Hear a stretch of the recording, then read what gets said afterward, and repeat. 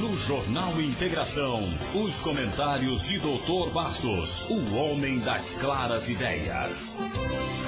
Boa tarde, Rude Cascais. Boa tarde, Marden Lopes, Maicon Rios. Marden Lopes, Maicon Rios, internautas. Boa tarde, ouvintes do Jornal Integração. E os nossos telespectadores da TV Baiweb Atitude. Rude, é um prazer muito grande começar o jornal falando de uma pessoa, né, da estirpe da Miriam Bastos, minha parenta, mulher do nosso saudoso Vanderlei, uma pessoa muito, faz muita caridade. A vida da Miriam foi fazendo favores, fazendo caridade, prestando serviço à comunidade dela.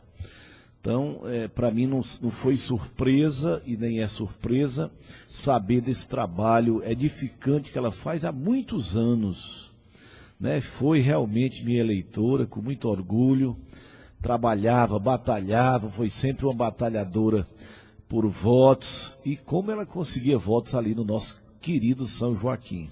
Um abraço aí para toda a família da nossa querida Miriam e para todos os amigos também que moram aí próximo ao São Joaquim, né, que tem esse posto de saúde aí feito pela associação que a Cirlei, se eu não me engano, é a presidenta, isso, né? Exatamente. E faz aí um serviço social, uma atitude social fantástica, atendendo a toda aquela comunidade carente, né, que precisava e tinha essa aspiração maior, que era de um posto de saúde. E a Miriam, né, através dos seus pedidos para a Cirlei, e a Cirlei que trabalhou com um deputado, Manel Viana, na época ela tinha uma certa parceria, uma sociedade com o deputado Manel Viana, eu me lembro bem, e hoje é uma empreendedora também de sucesso. A Cirlei, logicamente, fez, né, funcionar esse posto, e como era importante, né, que a própria serviço público ajudasse, né, no que fosse possível e que no que fosse necessário, porque está substituindo exatamente um ente público, né, que é a Secretaria de Saúde. É uma maneira de ajudar, né, a comunidade necessitada lá de São Joaquim. E ontem eu estive lá, tomei um café com a dona Miriam e estive presente lá no posto. Eles estavam preparados para receber hoje o médico. E lá tem uma sala, doutor Bastos, para o atendimento, para o exame ginecológico, né, com toda equipada. E já estava tudo preparado, rapaz, tudo com zelo, lençóizinhos estendidos, tudo preparado, fichas já feitas para o atendimento de hoje, e isso num trabalho da NID, voluntário, que ela faz isso, e rapaz, pense numa organização, eu fiquei encantado. Parabéns, é um exemplo. É um exemplo. É um exemplo que deve ser seguido aí pelas comunidades que não têm, né, uma estrutura mínima. Verdade. Consultório odontológico completo, cadeira, tudo que é necessário para fazer o atendimento, sabe? O material utilizado, tudo já preparado, não falta nada, é o profissional chegar e atender. E está com problema de retelhamento. Ela diz que o telhado já tem mais de 20 anos, né? Então, e o aluguel que se cobra lá é irrisório. Então, quer dizer, não tem condição de fazer o trabalho. E eu já pedi para uma pessoa amiga, vai entrar em contato com eles, para a gente ver de que forma a gente fazer o orçamento para a gente poder ajudar. Para a gente poder ajudar, eu acho que é importante. Bom, doutor Bastos, nós tivemos na nossa pauta, o nosso companheiro Marden Lopes, ele traz aí os primeiros assuntos. Vamos começar falando da parte nacional? O que é que vocês acham? Ou vocês querem falar da parte local? Porque tem a parte nacional, tá palpitante, né? Palpitante, né? Pelo menos começa por ela e depois muda. Tia Heron, que estava sumida, resolveu votar contra a figura de Eduardo Cunha, e teve um deputado que desistiu também, né? Foi do lado Solidariedade. Mas como é parecida a situação da Dilma e do Cunha, né? Isso. A mesma coisa que aconteceu com a Dilma, lembra do Tiririca? Sim. Que confirmou que votaria contra o impeachment, na hora votou a favor. Então, hoje existe uma nova figura que nós chamamos de opinião pública. Verdade. Que ela está sendo mais forte do que o líder partidário. Está sendo mais forte do que o próprio partido. Eles não estão mais seguindo as orientações do partido. Eles estão receosos exatamente da opinião pública. Então a Tia Heron viu-se massacrada pela opinião pública, pelas redes sociais, pressionada, e ela não teve outro caminho, ou votava ou então seria destruída, né, pela atitude contrária, né, a toda a comunidade, a toda a sociedade. E tá com isso ela virou, né, o jogo a na favor hora, dela, né? E o outro votou, porque se ela tivesse votado, né, a favor do Cunha, o outro já voltaria também, porque ele seria o fiel da balança. E ele deve ter prometido, ó, se a Tia Heron votar, eu votarei, porque é por ordem alfabética, né? Ele é no W e ela é no T. Tia Heron, não sei se o nome dela tem esse tia, mas parece que sim, né? Ela deve ter colocado, né, para votação. Então, quando passaram-se os 10 votos a 9, aí o cara disse, bom, como o presidente vai votar contra o Cunha, então meu voto não vai servir de nada. Verdade. Porque se ele tivesse empatado, o presidente votaria a favor, ele embarcou da na cassação. Ele disse, bom, já está perdido por 1, perdido por 10. Agora, o que eu gostei no discurso dela, que foi cheio de, né, demagogia, não foi feito só para homem, não. Mulher também usa disso. Estão aprendendo ligeiro. Estão aprendendo ligeiro. Mas o que eu gostei no discurso dela foi quando ela disse o seguinte: vocês estavam esperando que uma mulher viesse aqui para resolver uma situação que vocês não conseguiram. Que era só ela de mulher, né? Ela deu um banho, ela deu um banho. E ela chegou e disse assim, então todo mundo aqui é muito valente e tudo, mas estava esperando que uma mulher viesse para resolver essa situação. Todo mundo esperando por uma mulher. Não é? Era então, verdade. E conseguiu. Agora, tem gente que diz que Cunha consegue ainda reverter isso no plenário. Alguém consegue? Alguém aqui na mesa consegue acreditar nisso? Principalmente com votação aberta? Nenhuma possibilidade. Televisão não transmitindo? Tem nem perigo. Nada? Nenhum perigo. A situação está ficando cada vez mais irreversível para o ex-presidente. E eu aposto ainda que nos próximos dias é decretada a prisão dele. Sim, ontem o Teori já se pronunciou contra a prisão dos 3 senadores, mas a dele deixou em aberto. Ele pediu uma explicação, eu até não sei nem porquê, né? Deve ser para poder fechar o cerco em cima do Cunha. E talvez até deixá-lo numa situação ainda mais temerosa, né? Mais se é que é possível, né? Se é que é possível. Porque o cara nos últimos dias vive realmente o inferno astral, né? O cara conseguiu ter todos os bens bloqueados dele, da esposa, conseguiu pedido de prisão, multas agora começa o relatório. 1 milhão e 300, agora já está em 80 milhões e já tem gente que fala em 200 milhões a multa, ou seja, a devolução que ele vai ter que fazer. É dinheiro assim que eu não sei nem se ele tem esse dinheiro todo, porque ele deve ter gasto bastante e deve ter distribuído aí para muita gente. Agora, a grande questão é, vai cair calado ou vai cair atirando? Rapaz, porque eu fico me imaginando, se a delação premiada do Sérgio Machado está caindo como uma bomba, imagine só a delação premiada de um Eduardo Cunha. Aí é de 1.000 megatons, mas quem foi que falou, não sei se foi o Sarney, falou sobre o Eduardo Cunha, se ele fosse fazer a delação, era uma metralhadora .100, né, que ele chamou. Era com ele ou com quem foi que o Sarney falou? Se o Eduardo Cunha fizesse a delação, a metralhadora seria .100. Era maior do que aquele cara lá da boate. Isso. Dos Agora, Estados Unidos. A própria esposa do Eduardo Cunha parece que já soltou alguns indícios, né, de que ela tem o que falar de 188 deputados federais, né? São 188 deputados federais. Mas ela vai precisar de 257. Pois é, né? Então não dá para... Não dá, mas ela disse que ela, né? Ela conhece, ela disse que não conhece tudo, mas ela sabe de... Mas lógico que não, ela tem os dados do Eduardo Cunha, porque ela não tinha essa... Com certeza. Mas ela era da imprensa, não sei se você lembra. Claro. Ela já foi âncora da Globo, né? Ela já foi âncora da Globo e conhece talvez perfeitamente. E se municiou, né? Porque o Cunha tinha todo esse relacionamento, a maneira que eles faziam. Eu sei que a coisa é crítica e a nossa República continua, né, em situação de risco ainda.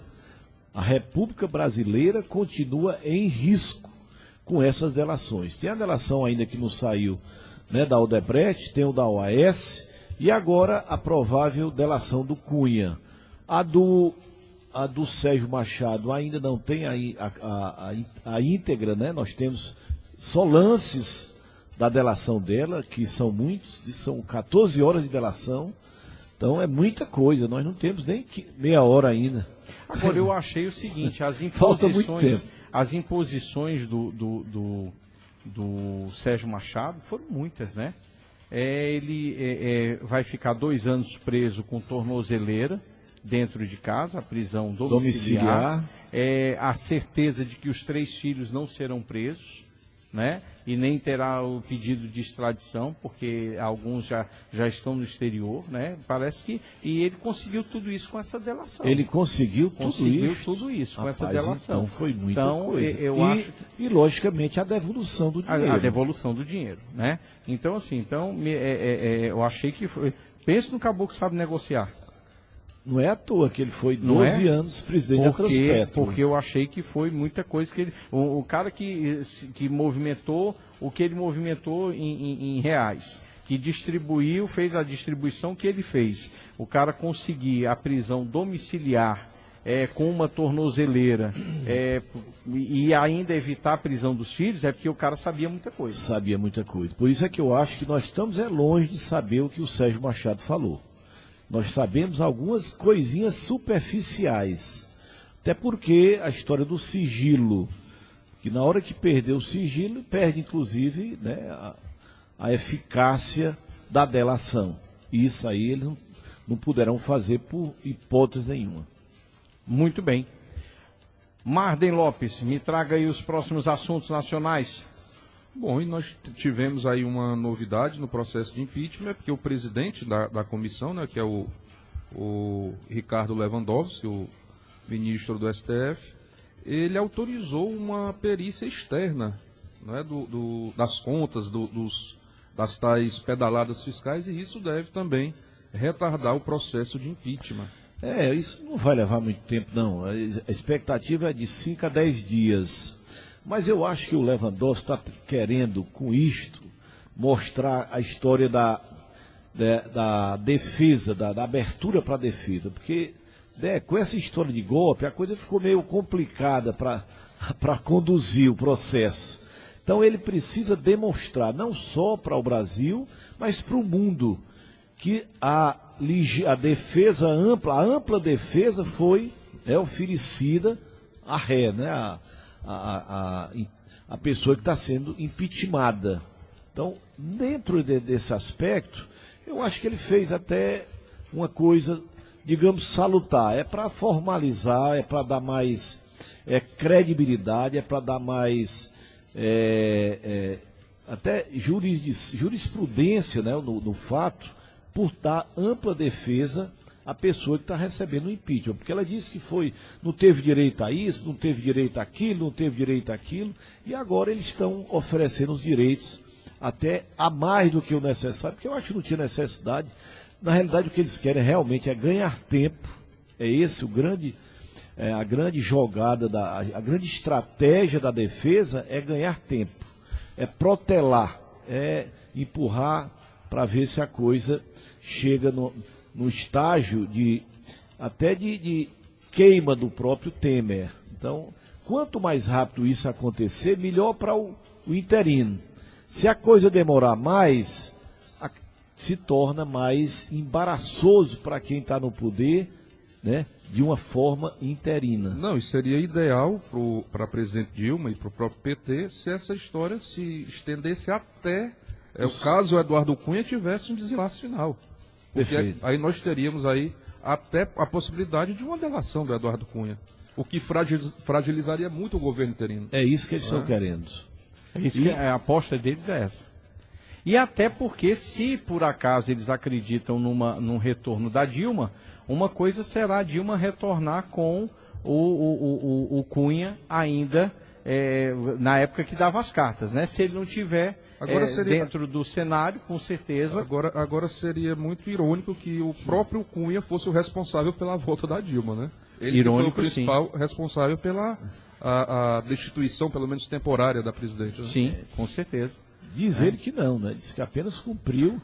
Ele colocou ao lado mais de 20 pedidos de impeachment, apenas um. Ele acatou um, mas tiveram mais de 20, foram 20 e tantos, e ele acatou apenas um. Ele poderia ter acatado bem mais, mas acho que foi generoso com a Dilma. Segundo ele. Deve ter sido mesmo. Bom, doutor Bastos, e a situação está tão séria no Brasil que me parece que os nomes estão sendo cada vez mais atingidos aí. A gente está vendo aparecer nome de todo canto. Antigamente era só do PT, depois passou a ser do PMDB, apareceu agora nomes do PSDB e já chegou até na rede. Marina Silva foi citada. E aí, vai sobrar quem? Rapaz, eu ouvi ontem à noite no Jornal da Globo a resposta da Marina. Ela disse, rapaz, eu não peguei, não recebi nada não. O que nós recebemos foi uma quantia, inclusive, diante do montante da campanha, pequeno. E foi para o partido, não foi para... E foi oficial. Nós não recebemos nada. O que eles estão querendo é nivelar todo mundo por baixo. Isso aí eu acho que é uma estratégia de muita gente. Nivela todo mundo, porque aí ninguém vai falar de ninguém. Ou seja, acaba o discurso de todo mundo. E o Léo Pinheiro, né, o ex-presidente da OAS, ele disse que o pedido foi feito pelo vice-presidente, o candidato a vice na chapa, que é o Guilherme Leão, da Natura, e pelo Sirquis, deputado federal. Não sei se ainda é deputado federal. Os dois estavam juntos nesse pedido, mas em nenhum momento ele cita pessoalmente a Marina, como a Marina tendo pedido, ela tendo recebido. Né? Mas eles acham que o Guilherme era o porta-voz da Marina. De alguma forma beneficiada. Agora, a pergunta que eu quero fazer, por que mesmo uma empresa dá dinheiro a um partido político? Qual é realmente o objetivo desses recursos que eles são, né? Que eles são dados aos partidos? Qual é o objetivo mesmo disso? O que é que se pode a partir desse ano dessas eleições não tem mais isso, né? Não se pode ter a doação de empresas, né? Pessoa jurídica não pode mais fazer. Então, uma pessoa jurídica não dá R$1 milhão, não dá 2 milhões, não dá 500 mil, se não for para um interesse dele. Não, é porque eu gosto da República, não, é porque eu gosto da democracia. Será que é mesmo? Será que gosta mesmo da democracia? É da gente questionar, né, essa posição dos partidos receberem e dizerem que não vão dar nada em troca. É uma coisa complicada. Eu acho que isso não dá para a gente justificar mesmo não, Rudy. Bom, doutor Bastos, nós vamos fazer agora um intervalo comercial para a gente passar para a pauta local, mas antes eu quero trazer aqui algumas participações. O João Paulo, por exemplo, ele está fazendo aqui uma pergunta para a gente, o seguinte: se a gente acredita que o prefeito Ciro Braga retorne mesmo no dia 28, né? Olha, João Paulo, eu particularmente, eu vou aguardar a decisão da Procap, né? O prazo realmente termina dia 29, né? Dia 29, o prazo de 90 dias termina dia 29. Mas vamos aguardar, não tem como. Eu acho que qualquer pessoa que emita uma opinião agora, eu acho que está fazendo aí exercício de adivinhação, de futurologia, né? Tem aqui uma participação do George Pontes.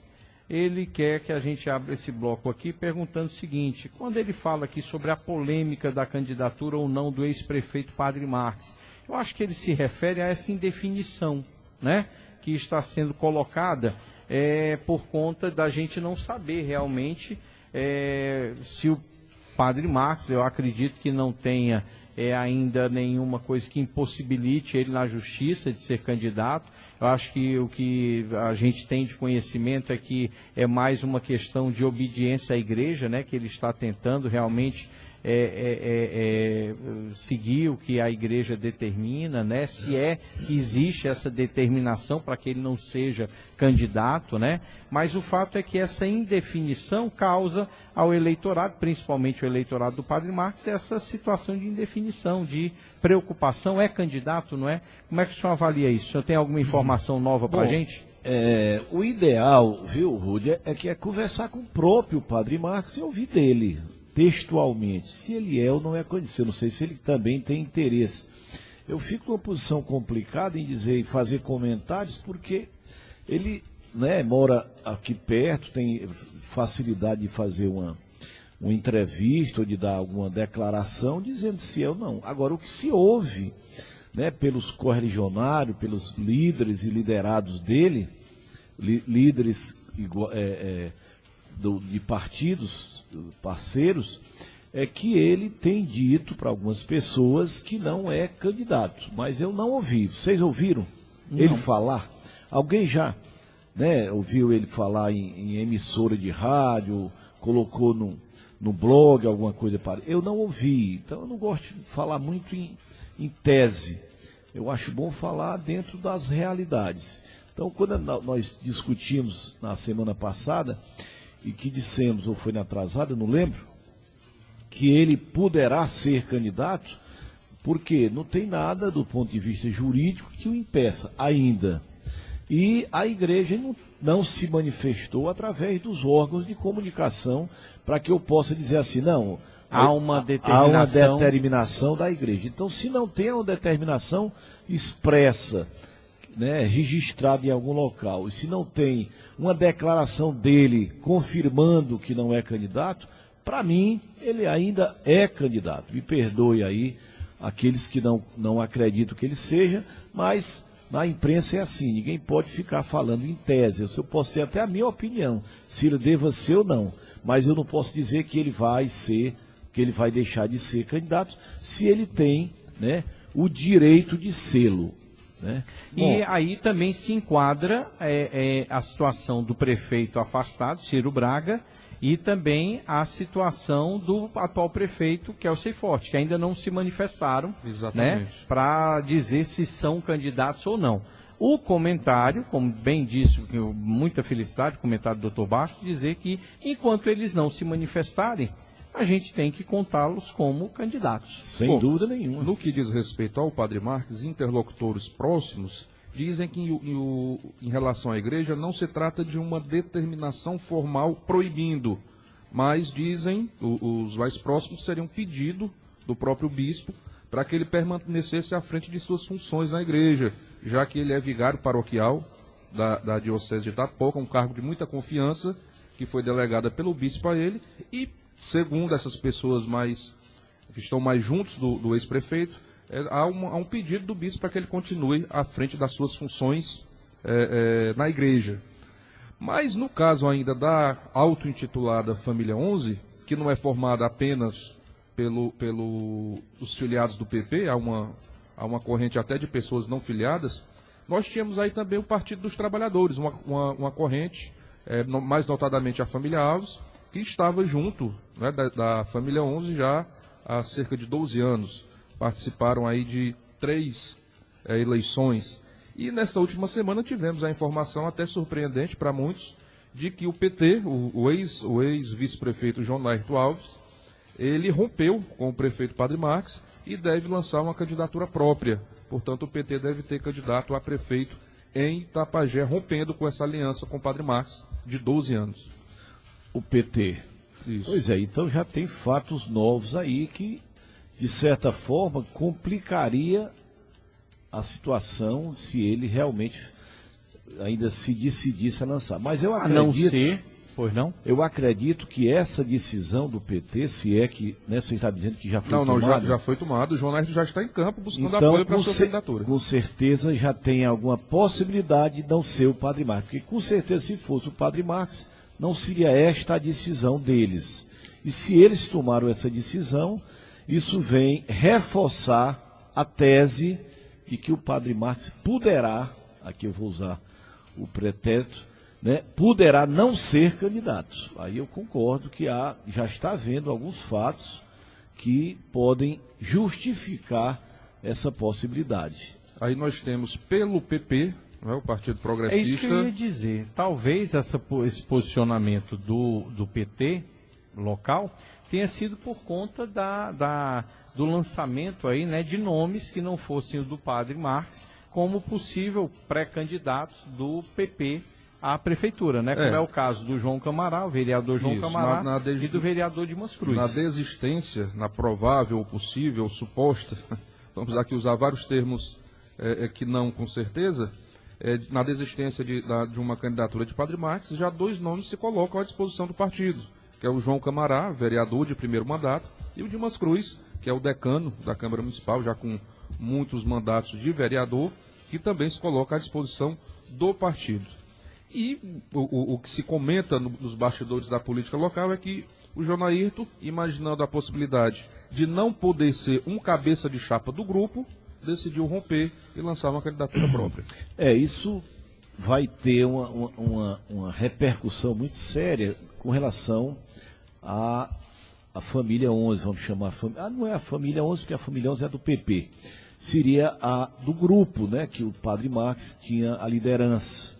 Se isso estiver acontecendo, isso não deixa de demonstrar, né, um racha no grupo, uma cisão no grupo e, de certa forma, enfraquece o grupo. Isso, como esse grupo também faz parte do grupo de Danilo Forte, é interessante que eles já comecem a pensar, porque já demonstra fragilidade do grupo, sem dúvida nenhuma. E ninguém pode deixar de considerar que quem faz parte, um nome muito importante desse grupo, que faz parte, né, da aliança com o deputado Danilo Forte, é o prefeito Kelsey Forte.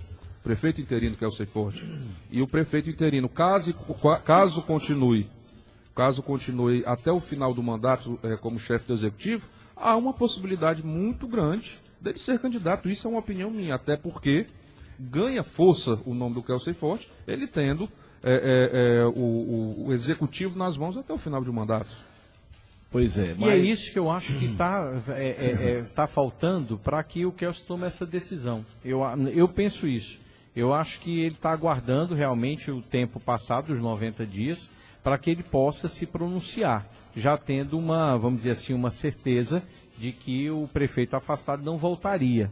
Então, acho que depende disso acontecer para que o Kelsey tome a decisão. E aí, sim, ele teria que se ver como é que, após o lançamento de pré-candidaturas do mesmo grupo, como é que se conseguiria juntar, reunificar o grupo Família 11. E nesse cenário de uma possível não candidatura de Padre Marques, isso digo eu, não foi Danilo Forte que me disse, mas até pelas declarações, pelas entrevistas e pelos laços até mesmo familiares, afetivos, a gente percebe que o nome de preferência de Danilo Forte é o Kelsey.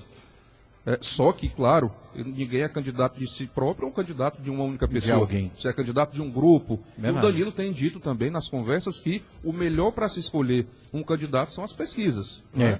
Até para unificar o grupo em torno da vontade do povo. E da vontade popular. Um detalhe importante que a gente deve colocar é o seguinte: se não tivesse acontecido esse episódio do afastamento do prefeito Ciro Braga e a entrada na política, no cenário político, no momento político de Kelsey Forte, o candidato natural da oposição, não vou falar só de Família 11, mas da oposição mais organizada, seria naturalmente Padre Marques.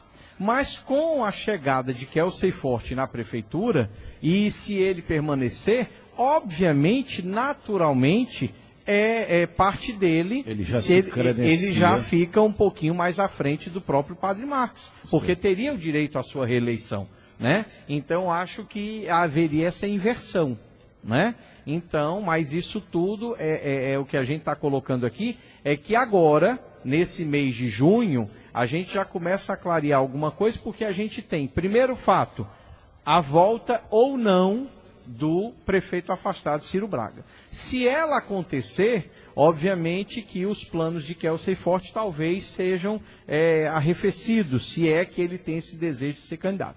Mas se ele continua, concordo com o Marden de que ele passa a ser realmente um candidato em potencial à prefeitura. Sem né? dúvida nenhuma. Mas tudo isso vai ter que depender agora desses fatos que vão começar a se suceder a partir do final de junho. Pois é, essa decisão do próprio Padre Marques poderia ter esperado um pouco mais para chegar. Porque é aquela história, quer queira, quer não, o Kelso faz parte do grupo. Faz. Né?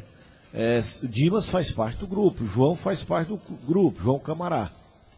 Então, se eu sei que eles três fazem parte do grupo e a liderança que está numa situação politicamente e de avaliação da população melhor é o Padre Marques e não está querendo, ele poderia ter dito, não, vamos aguardar um pouco para que a gente saiba como é que vai ficar a definição, né, da Prefeitura de Itapajé, a partir daí nós vamos tomar uma decisão. Deixaria para o dia 30 de...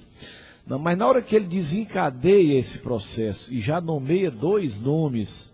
Bom, mas na verdade... Essa história de nomes aí também não existiu. É como o senhor disse, o Padre Marques oficialmente não se pronunciou em canto nenhum. Pois é. Então, as informações que nós temos são dos correligionários. Eles é quem tomaram as iniciativas. Exatamente. Então já... Verdade. Então, o padre já fica sem culpa. Os 2 vereadores, eles, claro, têm o direito, estão no gozo do seu exercício político, né, pleno, então podem, claro, pleitear candidaturas. E eles já começam a colocar à prova os seus nomes, lançando essas pré-candidaturas. É uma espécie de um teste, exatamente, né? Um pré-teste. Né? Uma pré-candidatura de um pré-teste de uma pré-candidatura. Agora, queiram ou não, essa situação, na minha opinião, fragiliza um pouco o grupo. Porque nós já temos aí uma decisão do próprio PT, e a gente não pode esquecer que o PT está passando por um momento difícil, tá? Mas é o partido do governador. A gente tem que ver que ainda a nível nacional. O Ceará é um estado onde o PT é forte. Então a gente tem aí a saída do PT desse grupo, se colocando como uma opção para o eleitorado de Itapajé, queira ou não queira, já fragiliza mais. Importante. É importante, é uma fragilidade importante. E eu não sei até que ponto a decisão de Kelsey de ser candidato à sua reeleição, como é que essas pessoas do grupo vão poder se reunir, se reunificar, né, na grandeza que era o grupo. Eu acredito que do ponto de vista do discurso, eu acho que não há muito problema, não. Até porque... Não falo em discurso, mas eu digo assim, porque há uma saída, né? Já foi declarada uma saída do grupo, né? Houve um rompimento, então quer dizer, pode voltar atrás? Claro que pode. O PT pode chegar e dizer, não, nós vamos com o prefeito Kelsey Forte. Se você analisar, na eleição passada, Kelsey Forte não fazia parte desse grupo. Não. Até porque fazia era parte do outro. Verdade. Então, saiu um aqui, mas entraria outra ala política, né, de um ex-prefeito e provavelmente, né, em exercício até o dia 29, pelo menos. Então, ele teria essa troca, teria fortalecido, né, vamos chamar o grupo da oposição ao prefeito eleito para até 2016, que é Ciro Braga. Então, mesmo saindo uma ala que é o PT, uma parte, um dos parceiros, chega a ala do PSB. Agora, eu vou colocar aqui mais lenha na fogueira. Geralmente, treinador de time de futebol gosta de ter um número maior de craques, né? Não falando em Dunga, pode falar qualquer um deles. Né? Geralmente, um treinador de futebol se sente mais à vontade quando tem uma equipe cheia de craques, né? Minha pergunta é, o grupo político da oposição, de Padre Marques, de Dimas Cruz, de João Camará, de Kelsey Forte, de Danilo Forte, de Jonairton Alves, enfim, estou citando aqui vários nomes e tal. Me parece que eles têm muitos nomes para apenas 2 vagas. Né? Muito cacique para pouco índio. Então a minha pergunta é, quanto mais você tem assim nomes tidos ou pensados como fortes, me parece que na política isso prejudica um pouco, porque você tem que acomodar muita gente. E na política a vaidade aflora mais do que em qualquer outro campo. Sempre. E às vezes a vaidade faz com que a pessoa não aceite certas composições. Com certeza. Então a minha pergunta é, Seja Kelsey, seja um indicado da família 11, enfim, seja lá quem for o candidato, o representante desse grupo, não vai se ter uma dificuldade muito grande. E aí entraria em ação a pessoa que eu calculo que seja aquele que tem mais preparo, mais qualificado para fazer essa intermediação, que é o deputado federal Danilo Forte. Seria muito trabalho, é muito complicado acomodar todo mundo? Mas aí eu coloco um outro ponto de vista. Mas será que imagine o deputado Danilo Forte conversando com cada uma dessas lideranças e fazendo uma seguinte colocação: sim, você, seja quem for, fulano, ciclano, você dentro do grupo é forte, você fora do grupo... Sim, claro. O grande problema, Marden, é que na política, às vezes esse pensamento não existe, né?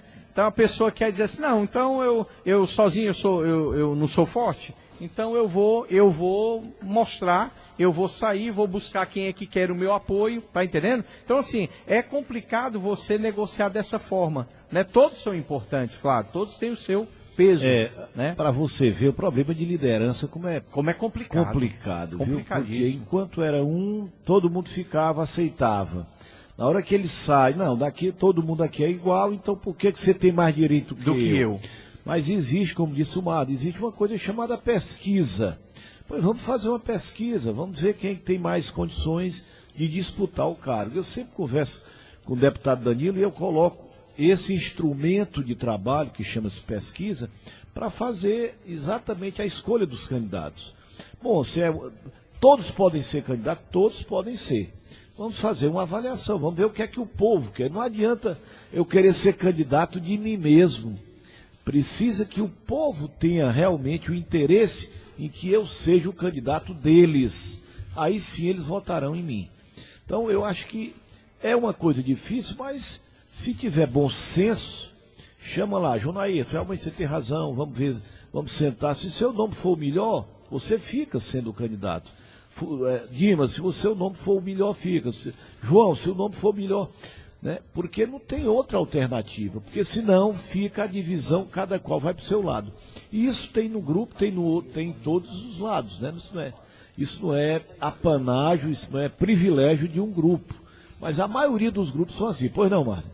Não, na verdade, o que eu imagino, talvez eu esteja completamente errado, mas o que eu imagino é que no grupo, que hoje não se sabe se a situação é oposição, já que o prefeito está afastado, mas no grupo do prefeito afastado, Ciro Braga, imaginando uma possibilidade de ele não ser candidato à reeleição, eu acho que a situação dentro do grupo é mais tranquila, porque aí nós temos ainda a liderança forte do Batista Braga, que a gente sabe que não é candidato, não pode ser candidato, mas eu acho que a indicação vindo do Batista Braga, eu acho que é acatado pelo menos pela maioria.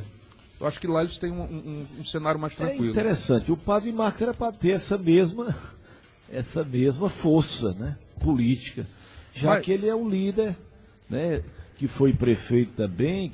Não sei se eu notei o teor aí do comentário do Marden, e vou colocar isso. Então, teoricamente, assim, o que eu entendi foi que no grupo do padre tem a liderança do padre, mas tem nomes que se insurgem como prováveis pré-candidatos. E no caso do grupo de Batista Braga, tem ele como líder, mas não tem tantos nomes com um fortalecimento eleitoral tão grande. Então a indicação dele é que valeria. É o que eu imagino. Entendi. Claro entendi. Que nós temos que ver também, imaginando que o prefeito interino, Kelsey, fica até o final de um mandato, nós temos também uma questão, aí o grupo de Batista passa definitivamente para a oposição, e nós temos até uma questão também de arrecadação de recursos para uma campanha política que a gente sabe que não é fácil. Verdade. Né? E que agora vai ser complicado com esse advento de empresas não poderem. Agora, do ponto de vista da densidade eleitoral, eu vejo que o líder que tem do grupo, né, do prefeito Ciro Braga, o líder que tem a maior densidade eleitoral ainda é Batista Braga, apesar de não poder ser candidato. Entendi. Veja que situação até sui generis, né? Um líder político que não pode ser candidato pela continua tendo um capital político importante. Perfeito. Já no grupo do Padre Marcos, eu vejo pessoas com, eu diria, um capital político, a formação de um capital político próprio, apesar de terem a liderança do Padre Marcos. Bom, isso posto, a gente chega à seguinte conclusão.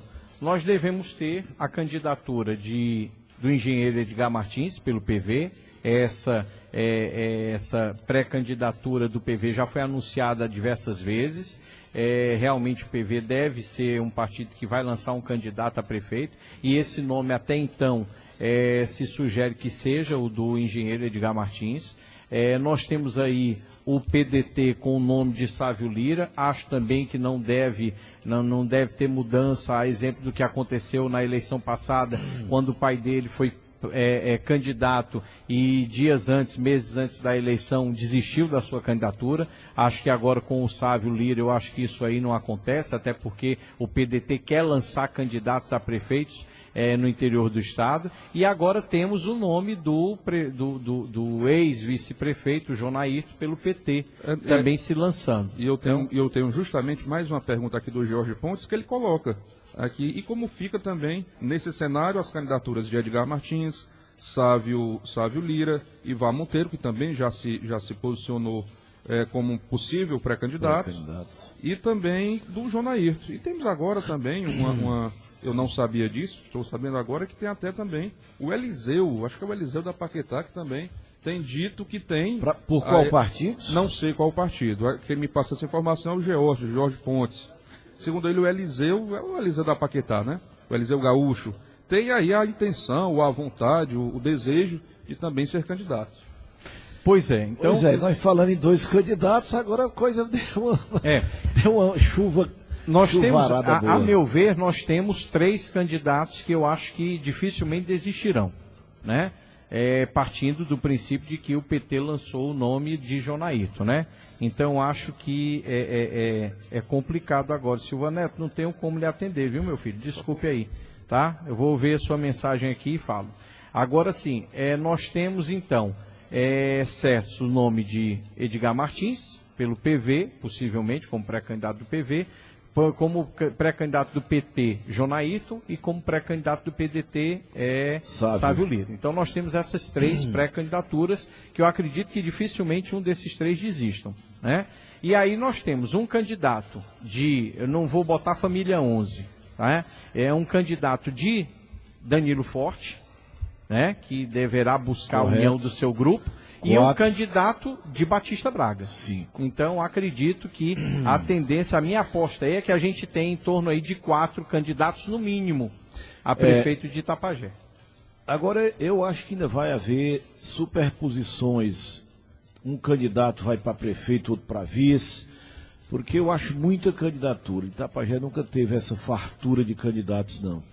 Então, 5 Na eleição passada nós tivemos 4, né? Só que o Eliú desistiu, né? Mas foram lançadas 4 para 3. Para 3, né? Então eu acho que 3 candidaturas é mais ou menos o número que eu acho compatível. Por exemplo, então hoje nós temos a certeza de que Danilo Forte irá com um candidato. Correto. Batista Braga irá com um candidato. Sem dúvida. Edgar Martins é candidato. 3. 3. PV não abre mão dessa prerrogativa de lançar um candidato. PDT. PDT, na minha opinião, acredito muito difícil que o PDT desista, né? Correto. Acredito eu. E aí, no caso do PT, a não ser que o PT possa fazer, nessa liderança aí de Danilo Forte, possa incluir ser parceiro, ser o vice. PT. Né? Agora, esses outros aqui, eu acredito muito difícil que desistam de uma candidatura. 3, no máximo 4 seria realmente o número que... Mas vamos anotar isso de hoje é dia 15 de junho, para a gente ver como as coisas mudam, né? A política é dinâmica. Como dizia sempre o nosso saudoso Ulisses Guimarães, política é como as nuvens. Você olha para cima, tá tudo aqui cheio, aí passa ali, vai tomar um copo d'água, quando volta, rapaz, cadê as nuvens? Mudaram todas. Então, vamos aguardar, né? O tempo é o senhor da razão. Muito bem. Tem aqui uma participação de um ouvinte. Maicon, por favor. Tem uma participação aqui do Silva Neto, dizendo o seguinte: Rude, com a divisão da oposição, o exército de Danilo Forte poderá ter uma baixa, uma vez que a administração interina mesclou com votos de Gorete Pereira. não sei, mesclou com a administração, com funcionários declarados eleitores de Gorete Pereira. No caso, eu acho que quando o Kelsey assumiu agora, né? Deve ter algum secretário, né, ligado a Gorete? Não, seria? e outra coisa, eu acho que porque o Kelsey era vice-prefeito de uma candidatura apoiada pela Gorete, né? Mas o Kelsey votou em Danilo Forte. Votou em Danilo Forte. Tem problema. Votou em Danilo Forte, a não ser que tenha algumas pessoas ligadas à antiga administração que estejam na administração do Kelsey, né? Bom, mas fora isso, secretariado só foi mantido o José Ayrton. Só foi mantido o José Ayrton de Agricultura. Os demais foram modificados. Isso. Bom, e no caso aí, hoje, como é que está o Ciro Braga? Não está ligado, né? O Domingos Filho, Domingos Neto agora, não? Pois é, agora ele está no PD, então, nem a PSD. Até a própria Gorete vai ficar nesse ponto aí, vai perder. No caso aqui, a Gorete, né? Eu acho que a Gorete volta a ser como era antes da eleição passada. Com 2 vereadores. Com os vereadores ao lado do IDE. Você votou nela, ela continua. Porque antes a gente não pode esquecer que Batista Braga e Ciro Braga votavam em Arnon Bezerra. Perfeito. Não eram eleitores de Gorete Pereira. Não. Né? E agora a tendência é que continuem voltem a não sê-los. Né? Porque a tendência é votar em Domingos Neto ou num candidato do PSD. Com certeza. Não é verdade? Com certeza, sem dúvida. Muito bem. Agora, doutor Bastos, nós chegamos aqui, já que estamos falando de nomes, a gente não pode deixar de falar de uma família que é muito forte, politicamente falando, em Itapajé. Tanto é que tem 3 vereadores na Câmara Municipal de 13, né? Isso é um peso forte, sem dúvida. Que é a família Cruz. Com certeza. Que nesse momento encontra-se ainda dividida, né? Nós temos, de um lado, Tony Cruz, que é empresário, é muito respeitado em toda a nossa cidade e região. É um líder político. Que está ao lado, que nos últimos anos tem estado ao lado de Batista Braga. No grupo político de Batista Braga. E, historicamente, o Francisco Cruz, que é presidente da Câmara, está sempre ao lado de Tony. Exatamente. E aí nós temos, do outro lado da família, nessa divisão, vamos dizer assim, familiar, nós temos o grupo liderado por Dimas Cruz, né? Que tem aí, como vereador também da cidade, Itapajé. Você falou, e o Bruno. E tem o Bruno Francisco. O Bruno, eu vejo muito no Bruno, e eu acho até uma virtude, eu vejo muito ele tentando vida própria, né? Tentando o capital político próprio, de modo a também ter o seu poder de negociação. Não depender apenas do sobrenome, não é? Ele tenta buscar um capital político próprio. Politicamente, né? Isso é uma fragmentação, porque uma família, né, praticamente irmãos, 2 irmãos, uns sobrinhos, era para ser uma junção, uma união, né? E não sei porquê, aquela história, como você falou, política tem às vezes mais do que a gente, né, pensa de integração, de união. Mas pode ser, é possível que eles queiram. Mas quando você falou a história do Tonido, da família Cruz, qual era a sua... Não, que eu estava querendo inserir nesse contexto aqui do comentário político, de que várias pessoas têm aí mostrado seu nome, né? A uma opção política, como o caso do Dimas, como o caso do João Ayrton, como o caso do João Camará. E nós temos também, falamos sobre Edgar Martins, sobre Sávio Lira, né? Então tem um contexto todo político, e a gente não pode deixar de dizer também que na própria família Cruz, outros nomes já foram citados, como o próprio nome do Tony, como o filho dele, o Eustáquio, como o filho do Dimas Cruz, que também já foi citado. Então, estou procurando ser aqui o mais justo possível e eclético, para que a gente possa... Ninguém de fora. Correto, porque já tiveram os seus nomes ventilados, como é o caso... E podem voltar. Sem dúvida. É o caso do grupo político de Batista Braga, que tem aí o nome de Hermilson, tem o nome do engenheiro Eudes Júnior, tem um nome, inclusive, já foi até me dito, mas depende também dessa situação, como é que está a situação jurídica dele, Idervaldo Rocha, vereador que já foi vereador, presidente de Câmara diversas vezes, e que já foi vice-prefeito do município. Já foi. Então, tudo isso, a gente chega a um denominador comum, que é o seguinte: final do mês, começa-se a ver as definições. O afunilamento. O afunilamento. Então, a partir do final do mês, nós vamos ter, a partir do dia 29 até o dia 20 de julho, nós vamos ter aí cerca de 21 dias, 3 semanas decisivas para essa eleição. Que vai ser a volta do prefeito afastado. Acontece ou não? Vamos ter aí cenas dos próximos capítulos, né? Em voltando, é um quadro. Não voltando, é outro quadro. Nesse período, nós vamos ter que ter todas as acomodações políticas. Por quê? Porque a partir do dia 20 de agosto, de 20 de julho a 5 de agosto, são 15 dias onde nós vamos ter as convenções, onde vão surgir as coligações. E tem partido que vai deixar para o último dia, vai ter partido que vai deixar para o último dia. O 5 de agosto é a data, né, o dia D. Complicado. É o dia D, né, para conclusão dessas nossas... Mas faz parte da política essas discussões, e é até bom que se vai, além de sedimentar, a sociedade, a população vai conhecendo, as pessoas vão ouvindo os nomes, né, de possíveis pré-candidatos, que não tem nenhum candidato ainda, mas os possíveis pré-candidatos, para começar a se familiarizar.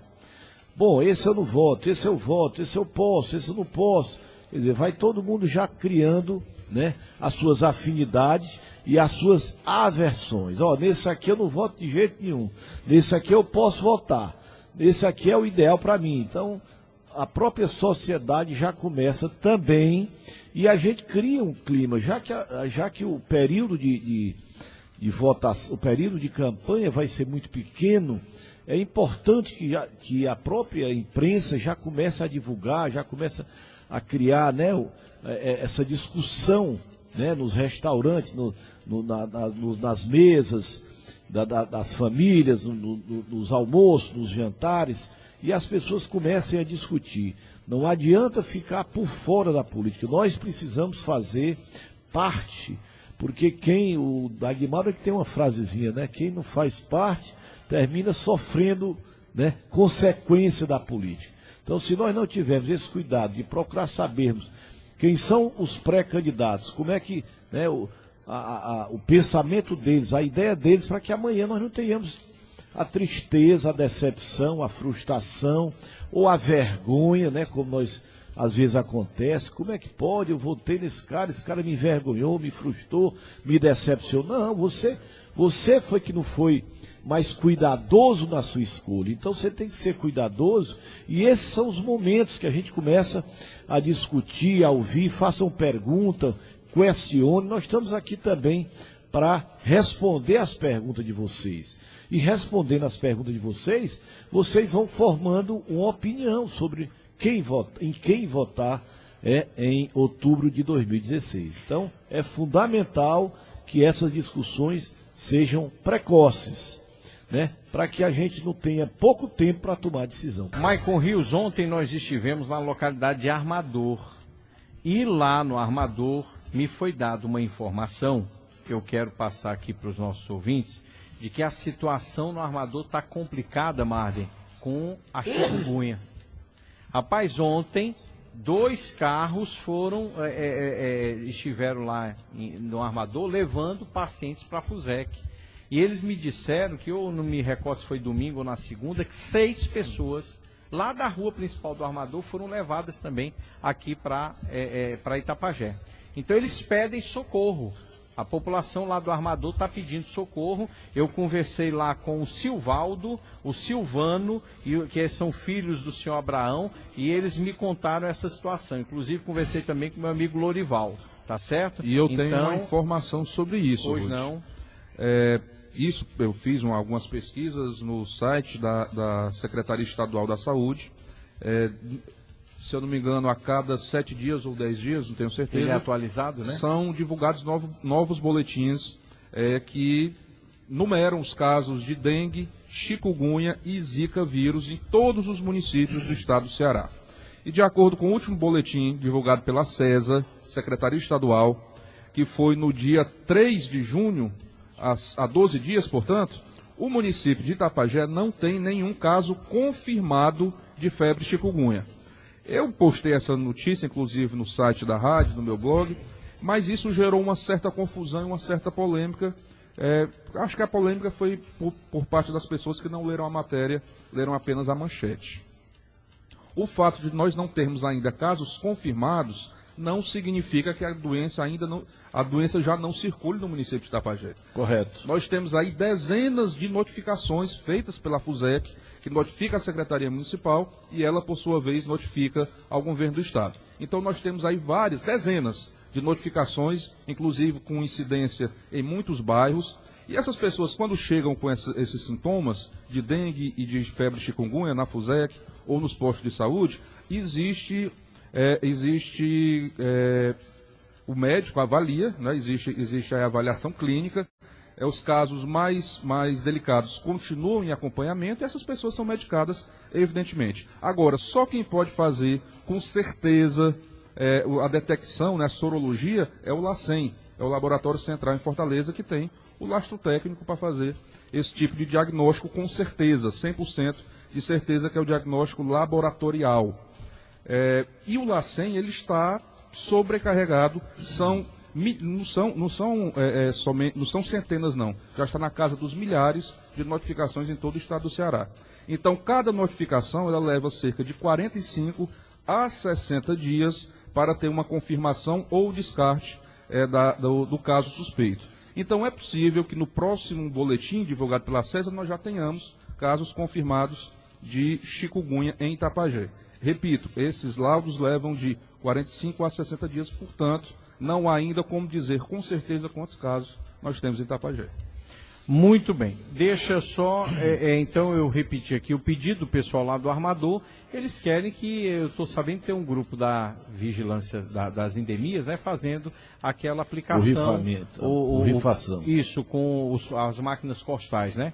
Então pedir que eles incluam aí o Armador, já que tem tantos casos lá acontecendo, não se sabe se é chikungunya ou não, mas que tem muito mosquito, que existe uma infestação lá, isso é claro. E aproveitar também, Rude, a história, né, dos mutirões, limpando os seus terreiros, né, seus quintais, né, garrafas PET, tampas, pneus. É muito importante que a sociedade também faça a sua parte, claro. Né? Perfeito. Não adianta ficar só matando, porque aí nasce e mata, mas quando eles dão uma saidinha, eles prevalecem. E esse controle químico é só do mosquito adulto, né? Pois ele não elimina a larva. O fumacê não elimina a larva. E aquela larva vai se transformar num mosquito futuro, sem nenhuma dúvida. Então, o que precisa é destruir os locais onde eles estão depositando suas larvas. Muito bem. Então, tem aqui meu amigo Té. Olha só, tem um ouvinte aqui, final do telefone 5021, pedindo que o carro do lixo passe na rua Luiz Peixe, lá no Alto dos Bernardos. Segundo ele, tem alguns dias que o carro da limpeza não está passando lá. Um abraço ao meu amigo Té. E hoje, doutor Bastos, nós temos que fazer um registro importante. O senhor sabe quem é que aniversaria no dia de hoje? 15 de junho? Sim, pelo menos foi o que me informou meu amigo Marçal Salles. Hoje é aniversário de Pedro Deles. Grande Pedro Deles. Literalmente. Pedro o Grande. Pedro o Grande, né? Que eu carinhosamente chamo de Pedrinho por conta do coração dele que é grande. Pedrinho, muita saúde, muita paz para você. Competência desse garoto. É verdade, viu? E eu queria registrar aqui, juntamente com o senhor, com toda a equipe da Atitude FM, o aniversário do nosso amigo Pedro Deles, que Deus possa abençoá-lo ricamente, né? Sem dúvida. O senhor quer falar também sobre o Pedro Deles? Não, parabéns para o nosso amigo Pedro Deles, muita saúde, muita paz. Muitas bênçãos. E quero trazer mais uma notícia boa, além do aniversário do Pedro Deles. Pois não. Apesar do diagnóstico confirmado pela FUNSEMI de que nós entramos no 5º ano de seca, 45% abaixo da média, que caracteriza chuvas muito escassas. Apesar disso, o município de Itapajé fugiu à regra. E nós ficamos pelo menos... Fomos exceção Ficamos pelo menos na média histórica anual de 861,5 milímetros. Choveu até um pouquinho mais, 869,6. Cerca de 1% a mais do que a média histórica. Claro que essa média histórica não é um inverno tão bom. É um inverno regular essa nossa média histórica. O ideal seria que chovesse pelo menos 100, 1.000, 1.100 milímetros distribuídos. E não foi uniforme, não foi uniforme. O sertão choveu menos. O sertão choveu menos e na serra sempre chove mais. Perfeitamente. Né? Mas pelo menos o nosso Ipuzinho está com cerca de 62%. Para a sede foi razoável. Foi bom para a sede. Vamos chamar de bom, né? Outros municípios não tiveram a mesma sorte, infelizmente. Inclusive municípios onde historicamente chove muito. Exemplo do município da Serra, Tururu ficou com 53% abaixo da média. 53% abaixo da média. Choveu lá 429 milímetros. Pois é, interessante. Tururu fica aqui entre Itapajé e Itapipoca. Itapipoca choveu também muito bem. Muito bem. Itapajé teve essa média histórica, atingiu a média histórica, e Tururu ficou 50%. Urubretama também choveu muito mal, cerca de 60% abaixo da média. Olha que coisa. E regiões serranas, onde historicamente chove bem. Agora, eu acho, viu, Marden, que é onde fica, né, o pluviômetro. Às vezes, se você botar um pluviômetro desse lá no Mulungu ou no Salgado, ali naquela região, com certeza nós iríamos ficar também com 40% ou 50% da média. É verdade. Quer saber aonde? Então aqui nós passamos da média, mas se você fizer no município, né, nós fizemos a média histórica. Perfeito. Muito bem. E falando, já que o Marden tocou nesse assunto, eu queria que a gente só colocasse que a FUNSEMI ainda não garante, mesmo com a chegada da Laninha, Lanina, né? Da Lanina, substituindo El Ninho, né? Ainda não garante um inverno melhor para 2017, né? Mas a tendência é que a gente tenha realmente algo melhor do que 2016. Mas é fato que as águas do Pacífico estão diminuindo a temperatura. Já é uma tendência, já é um viés. Você não tem que a probabilidade da Lanina hoje é 60%. Então ele está um pouquinho acima da metade. Olha que coisa como é complicada. É porque o mundo ele recebe muitas variações, não dá para os ventos, enfim, as correntes marítimas, enfim, tem muitas coisas que interferem nessa equação. E essas incertezas climáticas têm afetado aí. Rapaz, acho que o alimento fundamental do brasileiro, que é o feijão, né? O feijão teve uma disparada tremenda. Em alguns lugares o feijão já está sendo vendido a R$6, R$7 o quilo, ou em alguns estados a R$9, R$10 o quilo. Isso por conta das incertezas, das intempéries climáticas que afetam diretamente a produção de alimentos. Correto. Inclusive nós tivemos aqui agora há pouco tempo, falando rapidamente sobre isso, tivemos a visita do ex-prefeito Edilar Delfraz, hoje ele é chefe de gabinete da cidade de Trairi, e apesar desse ciclo de seca que afetou muito aquele perímetro irrigado ali do litoral oeste, apesar disso nós temos agora um investimento, né, de R$100 milhões no polo industrial do coco, e o coco foi muito afetado por esses 5 anos de seca naquele perímetro Trairi-Paraipaba. Trairi-Paraipaba. E apesar disso ainda há quem aposte, felizmente, né, nessa indústria que tem o coco como matéria-prima. Muito bem. Doutor Márcio, nós temos aqui a participação do ouvinte, o Kennedy Mota. Ele botou o seguinte: Woody, boa tarde. Analisando o fato de que Danilo Forte foi contra o governo da presidente Dilma Rousseff, onde ele teve total apoio para ser eleito, e o mesmo hoje é visto com outros olhos por parte de muitos eleitores, sabendo que ele simpatiza pela candidatura do Kelsey por vários motivos, desde motivos familiares como partidários. Olhando tudo isso, fica uma pergunta: será que Danilo hoje tem essa moral para juntar os votos da ex-família 11 e dos eleitores ligados ao Batista Braga? Haja visto que o deputado teve uma posição muito criticada depois de ter se declarado contra o governo da presidente Dilma. O que é que o senhor pode responder aqui ao nosso ouvinte, o Kennedy Mota? O Kennedy Mota, boa tarde, obrigado aí pela pergunta. Com relação à história do deputado Danilo Forte, ele votou na eleição de Dilma Rousseff em 2010, né, 2012. 2014. 2014. Aliás. Não, 14 ele não votou antes, né? Não, 14 ele votou no... Ele votou no Aécio, no né? Aécio. Então ele não teve nenhuma, né, infidelidade à presidenta Dilma. Quando ele votou na Dilma, ele foi na eleição de antes, de 2010. 2010, ele votou e apoiou durante o período, sem dúvida nenhuma.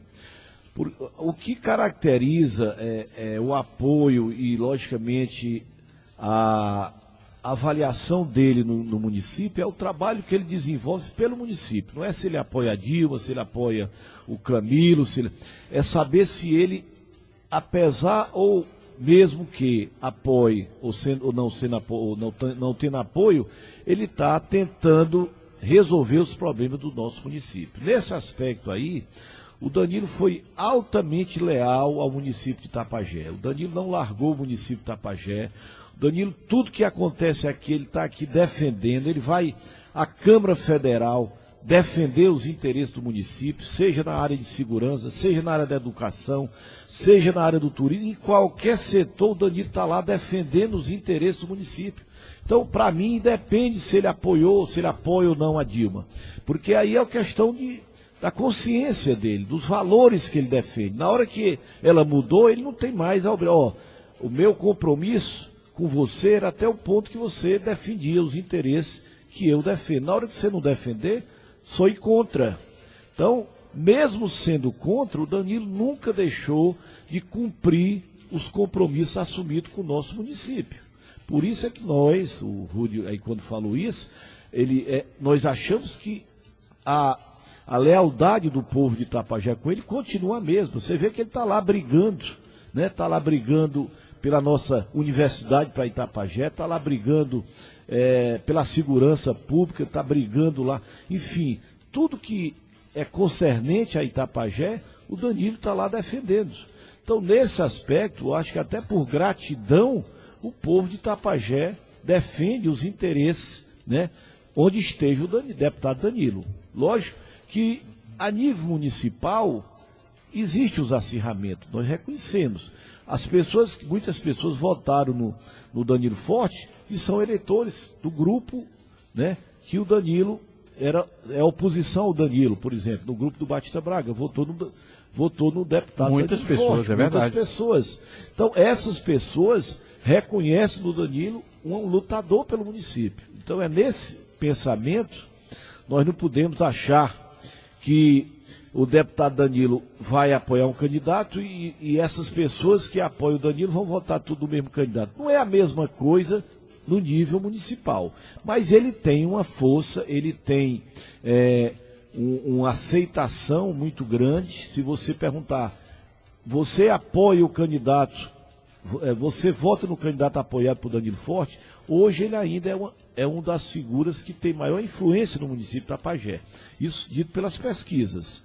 Então, Kennedy, apesar de você achar que ele não apoiou a Dilma, está sendo infiel, desleal a Dilma, eu acho que ele está sendo leal aos seus princípios. Então, leal aos seus princípios e, principalmente, fiel e leal aos compromissos assumidos com o nosso município, que é isso que ele tem feito sempre, defendido Itapajé aonde ele vai. Não é só Itapajé, não. Estou falando Itapajé porque você citou o nosso município, mas ele defende todos os municípios onde ele é votado. E nisso, o Itapajé tem sido praticamente um dos mais aquinhoados, porque ele é do nosso município, para o nosso orgulho e para a nossa felicidade. Bom, e quem assume posições ideológicas, políticas, tem o seu ônus e tem também o seu bônus. Claro. E agora o deputado Danilo Forte colhe os bônus. Ele foi um dos poucos da bancada cearense que votou pelo afastamento da presidente e agora tem um prestígio que poucos no Ceará têm, o novo governo. Pois é, exatamente. Foi recebido pelo ministro Mendonça Filho, juntamente com o prefeito interino Kelsey Forte, e o Mendonça Filho assumiu o compromisso de não contingenciar os recursos que serão destinados para a construção da UFC em Tapajé. Pois isso aí deve-se exatamente à coragem dele. Você romper com o presidente não é fácil. Existe um ônus, até eleitoral existe, mas existe o bônus quando as pessoas veem que você fez uma escolha, essa escolha está trazendo benefícios para a coletividade, para o coletivo. Exatamente. É aquela história, rapaz. Outro dia eu estava ouvindo, um amigo veio me falar, fizeram um comentário aí e tal, citaram até meu nome. E eu fico preocupado com essas coisas de se analisar a política da seguinte forma. Hoje eu sou um aliado do Marden, ajudo o Marden começa a fazer algumas besteiras, e porque eu sou aliado do Marden, eu tenho que continuar com o Marden. E eu não penso dessa forma. Eu acho que na política a gente precisa ter esse discernimento. Eu posso acreditar num projeto em que o Marden esteja inserido e dar o apoio ao Marden. E ao momento que eu vejo que o Marden se distanciou daquilo que eu acredito, não tem por que eu continuar com o Marden. Eu fico desobrigado. Desobrigado. Me desobriga. Bom, eu estou... enquanto tinha aquela visão, eu estou do teu lado. Na hora que tu for, claro. Não conte mais comigo. Mas infelizmente isso no interior parece que aflora mais, né? Não, se eu sou de um determinado grupo, esse grupo pode fazer, me perdoe aqui as palavras, toda e qualquer, não vou usar, mas toda e qualquer porcaria, e eu sou obrigado a continuar com esse grupo.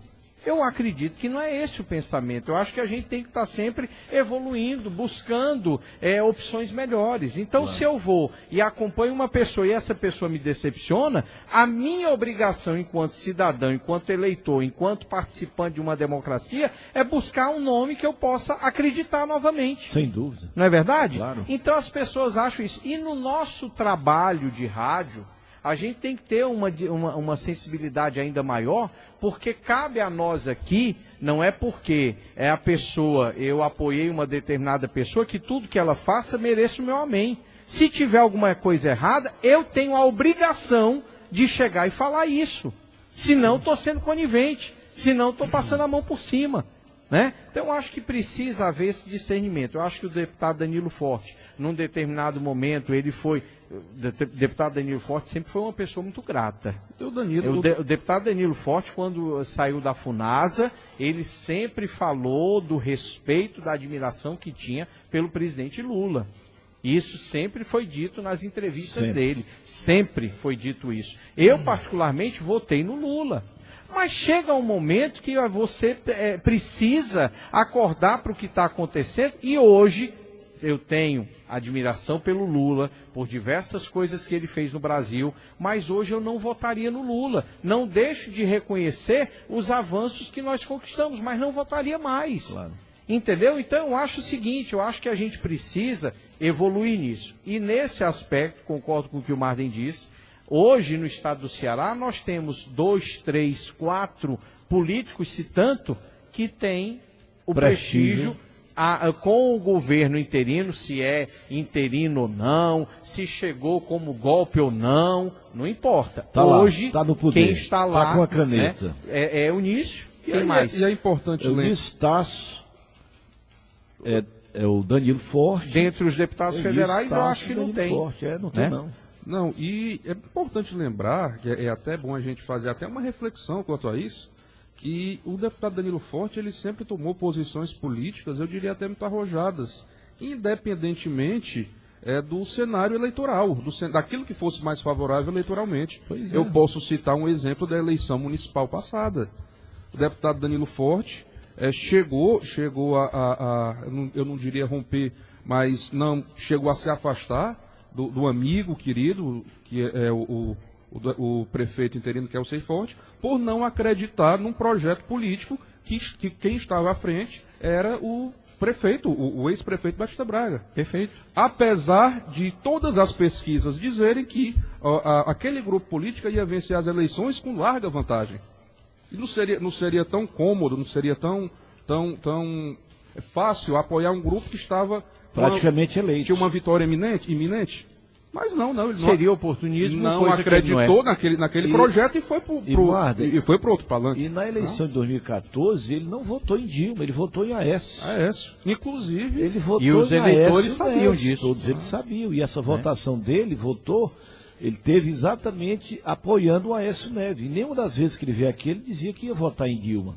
Mesmo sabendo da avalanche de votos que a Dilma tirou no Nordeste. Verdade, principalmente então, no Ceará. Ele não teve nenhuma infidelidade, porque ele foi eleito não votando na Dilma. Então não tinha como continuar, quando o mandato dela começasse, não, vou apoiar a Dilma agora, porque o povo do Nordeste apoia a Dilma. De maneira nenhuma, inclusive naquela eleição política de 2014, antes disso, acho que no período da Semana Santa, eu tive uma conversa com o deputado Danilo Forte, e eu lembro muito bem que ele era um entusiasta da candidatura do Eduardo Campos. Eduardo Campos. Era um entusiasta grande amigo. Ele da dizia, rapaz, eu vou daqui para Pernambuco só conversar com o Eduardo Campos. E ele dizia, hoje o melhor para o Brasil é Eduardo Campos. Aconteceu aquela tragédia e ele, por convicções, achou que a Marina não era uma candidata ideal e apoiou o Aécio Neves. Né?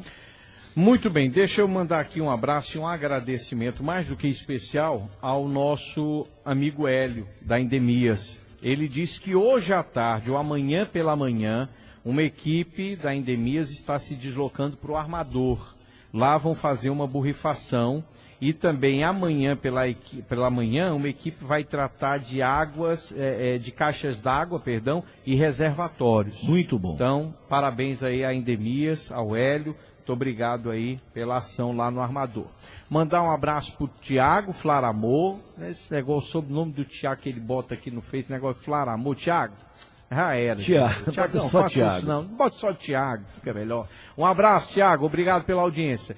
Bom, doutor Bastos, nós temos aqui ainda alguns assuntos para a gente tratar. Por exemplo, estamos falando muito de política e é o assunto principal do ano.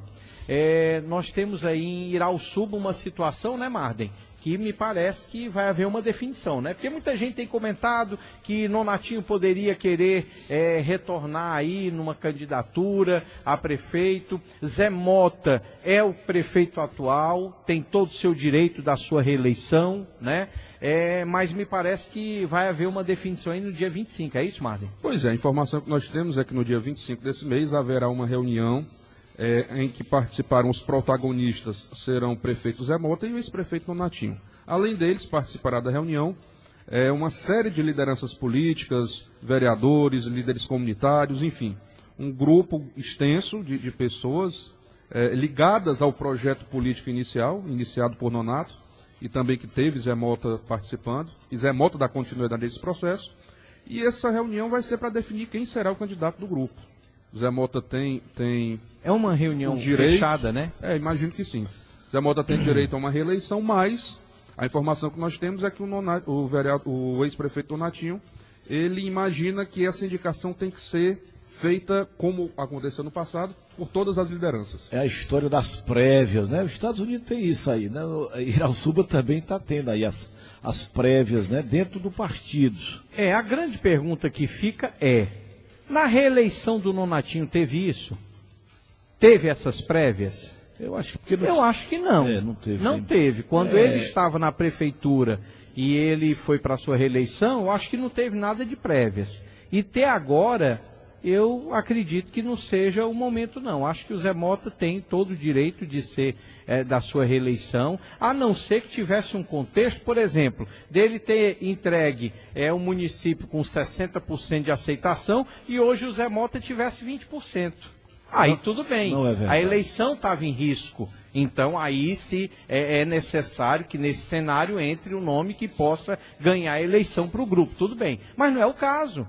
A informação que nós temos é de que inclusive pessoas ligadas à oposição hoje são simpáticas ao Zé Mota. Então, acho que não estou assim, como radialista, como audiência que nós temos grande em Irauçuba, acho que a gente precisa se posicionar, e na minha opinião, acho o seguinte, eu acho que a vez é do Zé Mota, assim como em Tejuçuoca, a vez é do Valmar. Valmar Bernardo é o candidato natural à reeleição. Sem dúvida. Não tem porquê aparecer agora uma candidatura, mesmo que seja ligada a Edilar Delfrazio, que foi o padrinho político de Valmar, né? Edilardo está trabalhando como secretário em Trairi, então quer dizer, eu acho que tem que ser respeitado. Não foi respeitada a reeleição deles? Ou foram feitas prévias? Se tiverem acontecido naquela época, tem que ter agora. Mas se não teve naquela época, eu acho que é oportunismo fazer agora. Sem dúvida nenhuma. Aproveitar aqui o momento para mandar um abraço lá para os amigos de Irauçuba e aproveitar fazer uma lembrança lá da Shopping Pães. Hoje vai ter a quarta da pizza lá na Shopping Pães. É verdade, Maico? Como é, Maicon Rios? Me dê subsídio aí. A quarta da pizza é comprando a pizza grande, ganha um Guaraná de 2 litros. Promoção só para o delivery. Você que está em casa, com a família. O delivery é popularmente conhecido como entrega em domicílio. Muito bem, Marden. Muito bem. Muito obrigado por essa informação importante, né? Então, quer dizer, peraí, não faça isso comigo. Vai devagar, quer dizer, devagar. então, que eu estou em casa hoje à noite assistindo o jogo do Palmeiras, lá em Irauçuba. Então, estou querendo comer uma pizza quente, gostosa. Eu vou ligar para 3635 1718, vou pedir a minha pizza no delivery e a pizza grande, eu vou ganhar um Guaraná de 2 litros, é isso? Então, para mim assistir os 10 Mandamentos na Record, para mim ouvir o Love Night com Adair Souza, para mim ver o jogo do Palmeiras, eu vou pedir a pizza na Shopping Pães. É assim? Correto. Então pronto, 3635 1718. Liga e pede a sua pizza. Muito bem, doutor Bastos, vamos trazer aqui, rapidamente, só um toque aqui, é que a festa de São Francisco vai ser adiada esse ano, não é isso, Marden? Pois é, isso gera... Mas isso já teve também um adiamento em anos eleitorais. Já aconteceu em anos eleitorais. Causa alguma polêmica entre os fiéis, muitos, eu diria até que a maioria não concorda, mas foi uma decisão tomada pelo... E vai ser em quais dias? Vai ter início no dia 6. Logo depois da eleição. Depois da eleição. Ela terminava no dia 4. A festa tradicionalmente acontece no dia 4, já com encerramento, né? Agora ela vai ter início. 4 ao dia 4, se eu não me engano. Vai ter início no dia 6. A primeira novena no dia 6, né? Pronto, então perfeito. Até o dia 16. Rapidamente, Marden, pelo Mas isso só em Tapajé. Só em Tapajé. Canidé continua no dia 4, viu? Continua. Até o dia 4. Pronto. Marden, rapidamente dê aqui uma pincelada nesse assunto que é importante. A Assembleia Legislativa realizou na última segunda-feira um encontro em Itapipoca com representantes de diversas cidades para se tratar sobre o novo mapa do estado do Ceará. Já é o referenciamento, fazer definitivamente, estabelecer definitivamente as fronteiras dos municípios cearenses, que na maioria dos municípios as fronteiras ainda não estão definidas oficialmente. Isso porque a última lei de referenciamento de divisas, ela foi promulgada quando o estado tinha apenas 95 municípios.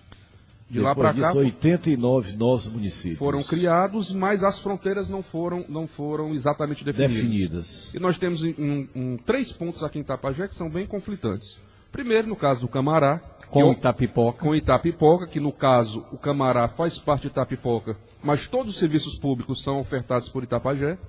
Ou seja, a área geográfica da Itapipoca, mas a área humana, todo o serviço, a responsabilidade e os votos os de Itapajé também. A maioria de Itapajé.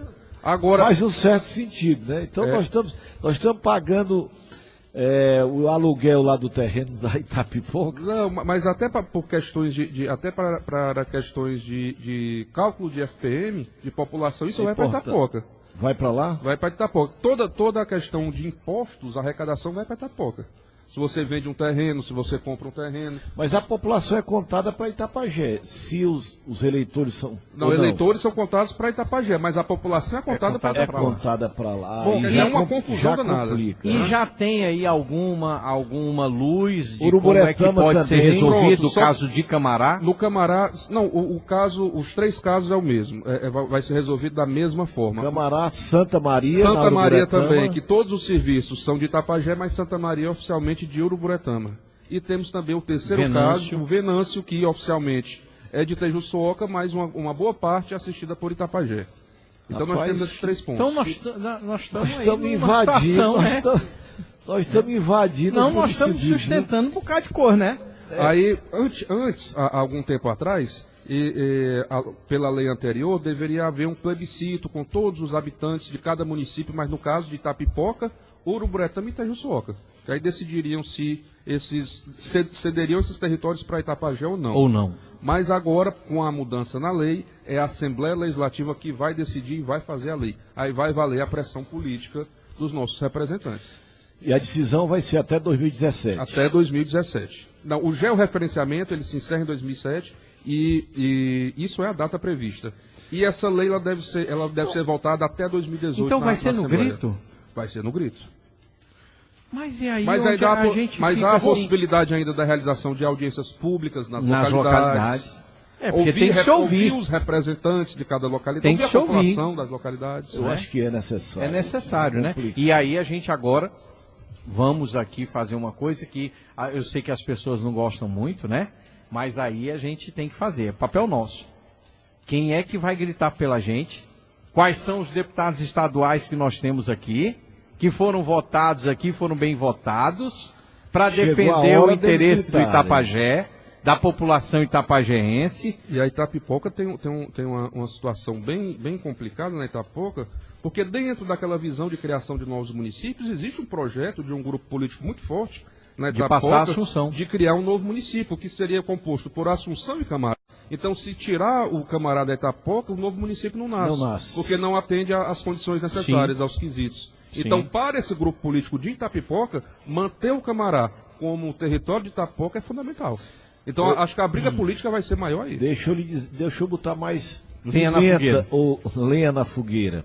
O deputado Joaquim Noronha foi votado aqui em Itapajé, o deputado nosso. O deputado aqui que teve mais de 5 mil votos. Joaquim Noronha vai ser votado agora em Itapipoca, por Dagmauro.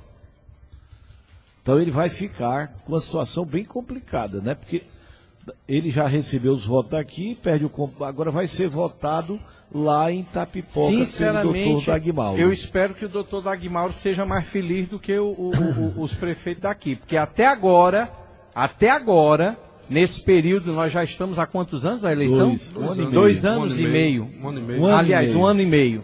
Até agora, eu só tive notícia desse senhor aqui em Itapajé num torneio de futebol no final de semana, na Pitombeira. Foi a única visita que eu vi, e até agora, quem tiver, vamos até fazer o seguinte, quem tiver um áudio, quem tiver um vídeo de um pronunciamento do deputado Joaquim Noronha na Assembleia Legislativa do Estado, defendendo ou lutando por alguma coisa para Itapajé, mande para mim. Mande para mim, porque eu quero saber. Eu estou falando aqui porque eu não recebi nada, por desconhecimento, mas eu queria saber. Até para dar publicidade para ele, e sem cobrar nada. Entendeu? Agora eu torço, porque gosto muito do prefeito Dagmauro, torço para que ele tenha mais sucesso nessa parceria. Porque até então, a nossa foi capenga. Que uma pessoa que tira 5 mil votos para deputado estadual, e a gente não vê uma representatividade desse deputado para a nossa cidade, isso, no meu caso, é revoltante. Não votei nele, né? Tive outro candidato a deputado estadual, não vou ser cobrado por esse erro, né?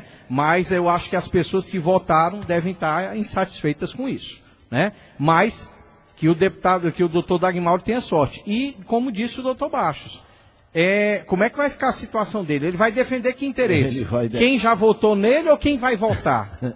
Né? Rapaz, eu não tenho dúvida, não. Quem vai votar? Até o que já votou já foi conquistado. Um bocado esquecido. Muito bem, doutor Bastos, essa era a nossa pauta para o programa de hoje. Mas foi bem extenso. 1h47. Foi muito boa. Né? Tranquilo, vamos encerrar. Teve atendimento hoje na Paquetá? Teve atendimento. Um abraço lá o Zé da Penha, o Zé da Penha não é o do posto, é o outro. Né? O nosso amigo Renatão, né?